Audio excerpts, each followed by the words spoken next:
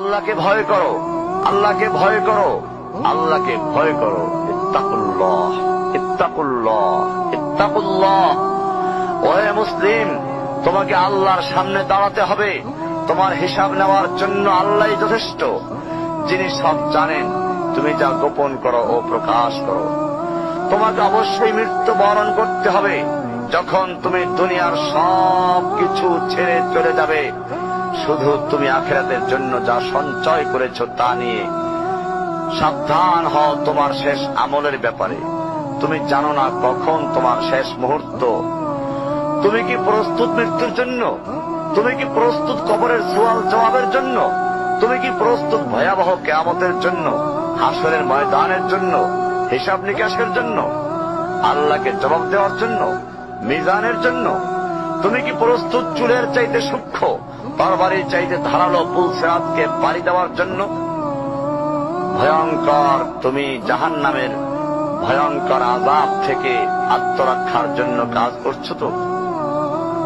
যার ইন্ধন মানুষ এবং পাথর, যার আগুন ভয়ঙ্কর উত্তাপ সম্পন্ন কালো বর্ণের, যা হৃদয় পর্যন্ত জ্বালিয়ে দেবে, এমন উত্তপ্ত পানি যা নাড়ি ভুঁড়িকে বের করে দিবে। রয়েছে খাবারে হিসাবে জাক্কুম ও গলিত পুজ। জাহান্নাম অসম্ভব গভীর, ভয়াল জায়গা, কঠোর হৃদয় ফেরেশতারা নিযুক্ত, যেখানে শাস্তির মাত্রা বৃদ্ধির জন্য শরীরকে অনেক বড় করে দেওয়া হবে। চামড়াগুলো জ্বলে যাবে, বের হতে চাইবে, বের হতে পারবে না।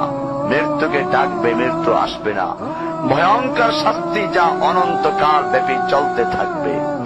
তুমি অগ্রগামী হও সেই চিরস্থায়ী জান্নাতের দিকে, যেখানে রয়েছে চিরন্তন সুখ।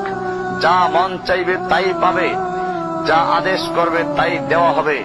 জেনে রেখো, দুনিয়ার চাওয়া পাওয়ার পূর্ণতার স্থান নয়। দুনিয়ার চাওয়া পাওয়ার পূর্ণতার স্থান নয়। দুনিয়ার চাওয়া পাওয়ার পূর্ণতার স্থান নয়। জান্নাতি হচ্ছে এমন জায়গা যা তোমার সব আকাঙ্ক্ষাকে পূর্ণ করে দেওয়া হবে। চির কিশোর সেবকগণ, চির যৌবনা সঙ্গিনীগণ, ফল মূল, গোশত, দুধের মধুর শরাবের নহর, উত্তম বাসস্থান ও বিছানা, চির আরাম, চির যৌবন, চির সুখ, অসংখ্য নেয়ামতের মাঝে সবচেয়ে বড় নেয়ামত হবে তুমি আল্লাহকে দেখবে। শুধু তোমাকে এটা বলাই যথেষ্ট মনে করছি, সবচেয়ে কম মর্যাদার যে জান্নাত লাভ করবে তা হবে দুনিয়ার 10টির সমান। সুতরাং হে মুসলিম, হে ভাই, আল্লাহ তোমার প্রতি রহম করুন। এই বার্তা তোমার কাছে পৌঁছার পর আশা করি তুমি তা তোমার পরিবর্তন এবং সংশোধনে যথেষ্ট হবে। গতানুগতিক চিঠি হিসেবে নিও না আমার এই পত্রকে, ফেলে দিও না। এটা ফেলে দেওয়ার নয়, আল্লাহর জন্য বলছি। এর দ্বারা নিজেদেরকে সংশোধনের চেষ্টা করো। আর তোমার অবস্থা যদি উত্তম হয় এর চেয়েও, যা উল্লেখ করলাম, আল্লাহর কাছে কামনা করি তোমাকে তিনি দৃঢ় রাখুন, মওত পর্যন্ত লেগে থাকো উত্তম ঈমান সহ।